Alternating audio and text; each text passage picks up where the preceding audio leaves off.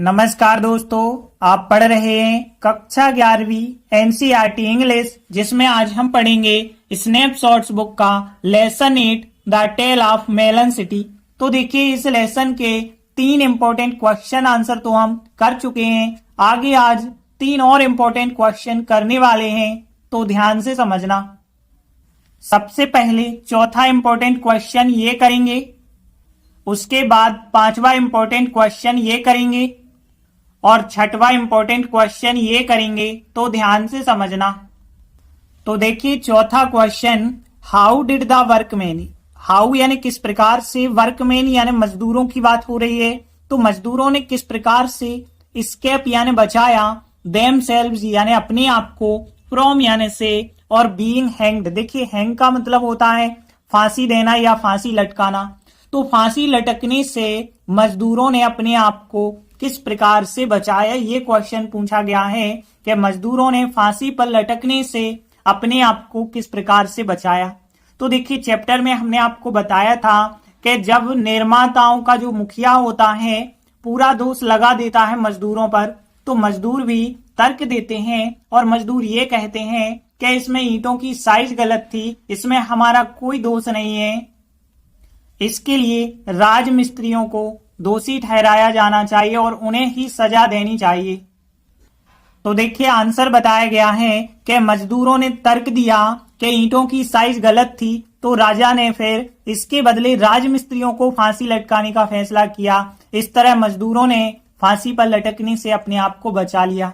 तो देखिए, बहुत सरल सा आंसर है, 3 लाइनों का है। देख लेते हैं कौन कौन से मीनिंग कठिन है। तो देखिए, पहली लाइन, मजदूरों ने तर्क दिया। अब मजदूर को तो क्या कहते हैं, वर्कमैन कहते हैं, तो द वर्कमैन हो जाएगा। अब देखिए, तर्क देना के लिए यहाँ पे जो वर्ड इस्तेमाल किया गया है वो ध्यान रखना, आर्ग्यू कहलाता है तर्क देना। तो ARGU का मतलब होता है आर्ग्यू, और इसका सेकेंड फॉर्म आर्ग्यूड हो जाएगा। तो तर्क दिया यानी आर्ग्यूड हो जाएगा। दैट यानी कि, और ईंटों को ब्रिक्स कहा जाता है, ये तो आपको पता होगा कि ब्रिक्स का मतलब होता है ईंटें, और ऑफ यानी कि, और साइज इंग्लिश शब्द है, हिंदी में होता है आकार, और रॉन्ग यानी होता है गलत। आगे देखिए, राजा ने इसके बदले राजमिस्त्रियों को फांसी लटकाने का फैसला किया। राजा यानी द किंग हो जाएगा। इसके बदले ये होता है इंस्टीड, ध्यान रखना। तो इंस्टीड का मतलब बदले में या के बदले होता है। और राजमिस्त्रियों को देखिए, राजमिस्त्री को कहा जाता है मेसन, लेकिन यहाँ पे बहुवचन हो जाएगा मेसन्स। तो ध्यान रखना, राजमिस्त्रियों को मेसन्स कहा जाएगा। देखिए, फांसी लटकाना क्या होता है, हैंग क्रिया होती है। यहाँ थर्ड फॉर्म दिया गया है, आपको यहाँ पे हैंग लिखना है। और डिसाइड करना यानी कि फैसला करना। और फिर इस तरह को 10 कहते हैं, THUS होता है 10। और देखिए, ये लाइन क्वेश्चन की लाइन के मजदूरों ने फांसी पर लटकने से अपने आप को बचाया, तो ये लाइन क्वेश्चन की हो जाएगी। तो देखिए, ज्यादा कठिन वर्ड नहीं, एक तो आर्ग्यू हो गया तर्क देना, और ब्रिक्स हो गई ईंटें, और इंस्टीड यानी इसके बदले हो गया, और मेसन्स यानी राजमिस्त्री हो गए बहुवचन, और हैंग करना यानी लटकाना, डिसाइड करना यानी फैसला करना। इस तरह को 10 कहते हैं। तो देखिए, बहुत सरल से मीनिंग है। तो देखिए, पहली लाइन देखें, मजदूरों ने यानी कि द वर्कमैन हो जाएगा, क्वेश्चन में मिल जाएगा द वर्कमैन ने। और फिर आर्ग्यू करना यानी कि तर्क देना होता है, आर्ग्यूड सेकंड फॉर्म हो जाएगा। तो द वर्कमैन आर्ग्यूड दैट यानी की हो जाएगा। फिर देखिए आगे, ईंटों की साइज, ईंटों की साइज गलत थी, तो सबसे पहले हम ईंटों की साइज लिखेंगे। देखिए, बीच में जब भी की आता है का के की, तो ऑफ लिखते हैं, और ऑफ लिखते वक्त हम उल्टा करके ट्रांसलेट करते हैं। तो हम लिखेंगे द साइज ऑफ ब्रिक्स लिखेंगे, तो द साइज ऑफ ब्रिक्स। और फिर इसके बाद सहायक क्रिया लगाएंगे, तो पास्ट टेंस की बाद सहायक क्रिया, और फिर रॉन्ग यानी कि गलत हो जाएगा। तो बहुत सरल सा ट्रांसलेशन हो गया कि द वर्कमैन आर्ग्यूड दैट, और फिर द साइज ऑफ ब्रिक्स बाद सहायक क्रिया, और फिर रॉन्ग यानी कि गलत। अब आगे देखिए, राजा ने यानी द किंग हो जाएगा, फैसला किया पास्ट सिंपल सेकेंड फॉर्म, तो यहाँ पे डिसाइडेड सेकेंड फॉर्म। और फिर दूसरी क्रिया आएगी ना, तो टू लगा के लिखेंगे, टू हैंग यानी लटकाने का। और फिर द मेसन्स यानी राजमिस्त्रियों को और इंस्टीड यानी कि इसके बदले, तो द किंग यानी राजा ने, डिसाइडेड फैसला किया, टू हैंग यानी फांसी लटकाने का, द मेसन्स यानी राजमिस्त्रियों को, इंस्टीड यानी कि इसके बदले। इस तरह मजदूरों ने फांसी पर लटकने से अपने आप को बचाया। इस तरह को 10 कहते हैं, तो 10 लिखेंगे, THUS होता है। और फिर इसके बाद देखिए ये पूरी लाइन क्वेश्चन की, तो यहां से the workman escape themselves from being hanged, ये पूरा आपको लिखना है, तो यहां से लास्ट तक। लेकिन ध्यान रखेंगे अब डिड तो लिख नहीं रहे ना, तो एस्केप का सेकेंड फॉर्म एस्केप्ड हो जाएगा। तो 10 the workman escaped themselves from being hanged हो जाएगा। एक बार पूरा आंसर रिपीट कर लेते हैं। तो द वर्कमैन यानी कि मजदूरों ने, आर्ग्यूड यानी कि तर्क दिया, दैट यानी कि the size of bricks was wrong, the king decided to hang the masons instead, 10 इस तरह है, और the workman escaped themselves from being hanged. तो देखिए इस प्रकार से हमारा आंसर बन चुका है, जो कि बहुत सरल सा है। ट्रांसलेट से आप बनाएंगे ना, बिल्कुल एक बार प्रैक्टिस करेंगे, आराम से ये आंसर आपसे बनने लगेगा। इसके बाद देखिए अगला 5वां question, what did the workman यानी कि मजदूरों ने क्या, से यानी कहना होता है, तो मजदूरों ने क्या कहा, इन दियर डिफेंस, डिफेंस होता है बचाव, तो अपने बचाव में, मजदूरों ने अपने बचाव में क्या कहा, जब राजा ने ऑर्डर दे दिया, आदेश दे दिया, देम उन्हें आदेश दे दिया, टू बी हैंग्ड यानी फांसी देने का, जब राजा ने उन्हें फांसी देने का आदेश दे दिया, तो मजदूरों ने अपने बचाव में क्या कहा। तो देखिए क्वेश्चन क्या है कि मजदूरों ने अपने बचाव में क्या कहा जब राजा ने उन्हें फांसी देने का आदेश दे दिया। तो देखिए हमने आपको चैप्टर में बताया है कि मजदूर क्या कहते हैं। वो कहते हैं कि ईंटों की साइज गलत है, और ईंटों की साइज गलत थी, और इसके लिए जो है हम दोषी नहीं है, इसके लिए राजमिस्त्री दोषी हैं, राजमिस्त्री को ही फांसी देनी चाहिए। तो देखिए आंसर बताया गया कि मजदूरों ने अपने बचाव में कहा कि ईंटों की साइज गलत थी, इस तरह यह राजमिस्त्रियों का दोष था, और यह वे ही हैं जिन्हें फांसी देना चाहिए। तो देखिए बहुत सरल सा आंसर होगा, केवल 2 लाइन का है। देख लेते हैं कौन कौन से मीनिंग कठिन है। तो देखिए यहाँ पे पहली कुछ लाइन तो क्वेश्चन की हो जाएगी, कैसे, देखिए मजदूरों को द वर्कमैन हो जाएगा, अपने बचाव में ये लिखा है, इन दियर डिफेंस लिखा है, और कहा यानी कहना होता है से, और दैट यानी होता है कि, और ये लाइन अभी अभी आप पढ़ चुके हैं, ईंटों की size, the size of BRICS, और रॉन्ग यानी गलत। तो देखिए बहुत सरल सी ये लाइन है। फिर आगे देखिए THUS होता है 10 यानी इस तरह है, और फिर यह राजमिस्त्रियों का दोष था, यह को इट लिख सकते हैं, राजमिस्त्रियों को हमने मेसन बताया था, तो द मेसन्स हो जाएगा बहुवचन यहाँ पे, और फॉल्ट का मतलब होता है दोष।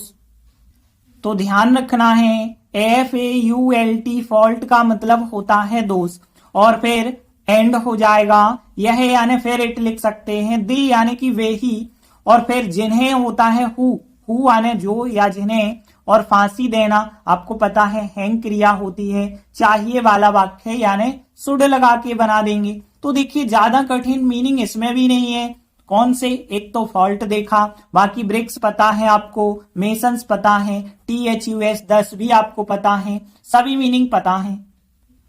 तो देखिए यहां से यहां तक आप क्वेश्चन की लाइन लिखेंगे, द वर्कमैन से का सेकेंड फॉर्म सेड हो जाएगा SAID, और इन दियर डिफेंस, तो इतना पूरा हमने क्वेश्चन का लिखा है, फिर उसके बाद दैट लिखा है, तो इतना पूरा क्वेश्चन का, फिर उसके बाद हमने दैट लिखा, फिर ईंटों की साइज यानी द साइज ऑफ ब्रिक्स हो जाएगा, और फिर वाज सहायक क्रिया, और फिर रॉन्ग यानी कि गलत हो जाएगा। तो देखिए बहुत सरल सी लाइन बन गई फिर तो, कि the workman said in their defence that यानी कि, और फिर the size of the bricks हो जाएगा, वाज सहायक क्रिया, और रॉन्ग यानी कि गलत हो जाएगा, और फिर THUS 10 यानी कि यह, इस तरह, और फिर इट यानी कि यह हो जाएगा, यहाँ इट लिखा है, आप दिस भी आप लिख सकते थे, तो यहाँ पे इट हो जाएगा, राजमिस्त्रियों का दोष था, तो देखिए पास्ट टेंस है, वाज सहायक क्रिया लगाएंगे, तो यहाँ पे 10 यानी इस तरह है, और इट वाज यानी यह था, और फिर द फॉल्ट यानी कि दोष, ऑफ यानी कि का, ऑफ यानी कि का, तो द फॉल्ट यानी कि दोस्त, ऑफ यानी कि का, और फिर किसका, राजमिस्त्रियों का, तो राजमिस्त्री को द मेसन्स हो जाएगा, राजमिस्त्रियों की बात हो रही है। तो 10 इस तरह से इट वाज यह था the fault of the masons हो जाएगा। एंड इट और यह, और फिर देखिए इट के साथ वाज सहायक क्रिया फिर आपको लगानी पड़ेगी। तो एंड इट वाज सहायक क्रिया, वे ही यानी दे हो जाएगा। तो and it was they, who यानी जिन्हें और फांसी देना चाहिए। देखिए यहाँ पे हु यानी जो या जिन्हों के लिए कहा जाता है, और शुड यानी कि चाहिए, लेकिन इसके बाद देखिए फांसी देना, जिन्हें फांसी देना चाहिए, तो चाहिए तो हमने शुड लिख दिया, लेकिन फांसी देना को हैंग कहते हैं, लेकिन वाक्य बन रहा है यहाँ पेसिव वॉइस, क्योंकि यहाँ लिख नहीं रहे कि फांसी कौन दे रहा है, ये नहीं बता रहे, तो पेसिव वॉइस बनेगा। और पेसिव वॉइस जब बनाते हैं तो बी थर्ड फॉर्म लगाते हैं, तो फांसी देना को बी हैंग्ड लिखना पड़ेगा। तो देखिए and it was they, who यानी जिन्हें, शुड यानी चाहिए, और बी हैंग्ड यानी कि फांसी देना हो जाएगा। एक बार पूरा आंसर रिपीट कर लेते हैं। तो देखिए यहाँ पे the workman said in their defence that की the size of the bricks was सहायक क्रिया रोंग यानी गलत, और फिर 10 इस तरह से it was the fault of the masons, and it was they यानी वे ही थे, हु यानी जिन्हें, शुड चाहिए, और बी हैंग्ड यानी कि फांसी देना चाहिए। तो देखिए इस प्रकार से हमारा आंसर बन जाएगा, और ये आंसर भी बहुत ज्यादा आसान है, सब लोगों से बन जाना चाहिए, केवल एक बार ही आप प्रैक्टिस करेंगे आराम से बन जाएगा। इसके बाद देखिए अगला 6वां question, why did the king, राजा ने क्यों, कॉल यानी कहा, द इशू यानी होता है मुद्दा, स्ट्रिक्टली थिंग यानी कि एक सख्त चीज या एक सख्त बात, तो राजा ने उस मुद्दे को एक सख्त बात क्यों कहा, ये हो गया क्वेश्चन। अथवा में भी ये क्वेश्चन पूछा जा सकता है केवल एक शब्द बदल के, स्ट्रिक्टली की जगह ट्रिकी, और ट्रिकी का मीनिंग होता है कठिन, तो यहाँ राजा ने उस मुद्दे को एक कठिन बात क्यों कहा था। तो देखिए यहाँ पे बात हो रही है कि मुद्दा कठिन बन गया था। कौन सा मुद्दा, क्या किसको फांसी दें, क्योंकि राजा को अब समझ नहीं आता है, और फांसी तो किसी ना किसी को देनी है, राजा ने ऐसा सोच लिया था। अब प्रश्न ये था कि फांसी के तख्ते पर किसे ले जाया जाए। इसी मुद्दे को राजा ने एक कठिन बात या एक सख्त बात कहा है। तो देखिए आंसर बताया गया है कि राजा ने उस मुद्दे को एक सख्त बात इसलिए कहा क्योंकि किसी को तो फांसी होनी ही थी। अब प्रश्न ये था कि किसे मचान पर लाया जाए। देखिए मचान होता है फांसी का तख्ता, जिसे अंग्रेजी में स्कैफोल्ड कहते हैं, तो स्कैफोल्ड पर किसे लाया जाना चाहिए, ये प्रश्न था। तो देखिए बहुत सरल सा आंसर केवल 2 लाइनों का बताया गया है। कुछ हिस्सा तो आपको क्वेश्चन में मिल जाएगा, बाकी देख लेते हैं कौन कौन से मीनिंग कठिन है। तो देखिए पहली लाइन यदि हम देखें कि राजा ने उस मुद्दे को एक सख्त बात इसलिए कहा, तो ये लाइन क्वेश्चन की हो जाएगी कि द किंग कॉल का सेकेंड फॉर्म लिखना, क्योंकि डिड तो आप लिखेंगे नहीं, तो कॉल्ड हो जाएगा, और फिर द इशू आ स्ट्रिक्टली थिंग हो जाएगा, और फिर देखिए आगे बिकॉज यानी क्योंकि हो जाएगा। अब आगे किसी को तो फांसी होनी थी, किसी को यानी कोई भी व्यक्ति हो सकता है, तो किसी को हम समवन कह सकते हैं, तो समवन यानी कि कोई व्यक्ति हो जाएगा। अब फांसी होनी थी, देखिए फांसी होना को या फांसी देना को हैंग कहा जाता है, लेकिन ध्यान रखना फांसी होनी थी, तो यहाँ पे जो लिखा गया है फांसी होनी के लिए वो लिखा है टू बी थर्ड फॉर्म लिखा गया है, टू बी हैंग्ड। ध्यान रखना यहाँ पे टू बी हैंग्ड का मतलब है फांसी होनी थी। अब आगे देखिए प्रश्न यानी कि क्वेश्चन हो जाएगा। प्रश्न था किसे यानी कि हु कह सकते हैं, कौन या किसे होता है तो हु हो जाएगा, और फिर स्कैफोल्ड इंग्लिश वर्ड लिखा है जिसे हिंदी में हम मचान कहते हैं, और लाया जाना चाहिए। देखिए लाना को ब्रिंग कहा जाता है, जो कि आपको पता होगा, BRING, और ब्रिंग का थर्ड फॉर्म होता है ब्रॉड। तो यहाँ पे लाया जाना के लिए ब्रॉट लिखा गया है थर्ड फॉर्म, क्योंकि पैसिव वॉइस बनाया गया होगा और पैसिव वॉइस जब बनाते हैं तो बी थर्ड फॉर्म लगाते हैं। जैसे यहाँ पे बी हैंग्ड लिखा वैसे यहाँ पे बी ब्रॉट लिखेंगे और चाहिए के लिए शुड लिख सकते हैं आप। तो यहाँ पे शुड हो जाएगा चाहिए के लिए और फिर लाया जाना यानी कि बी ब्रॉट हो जाएगा और फिर स्कैफोल्ड हो जाएगा और फिर यहाँ पे किसी भी स्थान पर लाते हैं ना तो पर के लिए यहाँ पे टू लिखा गया है, क्योंकि फांसी के तख्ते पर ले जा रहे हैं तो किसी स्थान की बात हो रही है तो टू हो जाएगा।